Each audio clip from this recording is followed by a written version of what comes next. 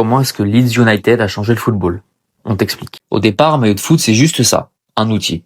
Un seul jeu de maillot par saison, porté à domicile et à l'extérieur, zéro distinction si ce n'est la couleur et surtout zéro design. Pourtant, dans les années 70, c'est là que tout va changer. Don Revie, le manager de Leeds de l'époque, décide de rencontrer Bert Patrick, le fondateur d'Admiral, un fabricant anglais de tenues de football de l'époque, et lui fait une proposition. Concevoir des maillots avec une vraie identité visuelle qui soit directement destinée aux fans. C'est là que le maillot devient un vrai produit commercial. Derrière ça, les clubs commencent à multiplier les versions. Maillot domicile, maillot extérieur, et plus tard, troisième maillot. Les marques jouent sur les couleurs, les motifs, les cols, les designs, bref. C'est du marketing, c'est de la différenciation. Et progressivement, le maillot quitte le stade pour se rendre dans la rue, les pubs, les concerts. En plus de ça, le vintage revient en force. Les maillots rétro sont de plus en plus recherchés, que ce soit pour leur esthétique, la nostalgie qu'ils procurent, ou bien leur lien avec une époque ou un joueur précis. Aujourd'hui, c'est une industrie entière qui tourne autour du maillot.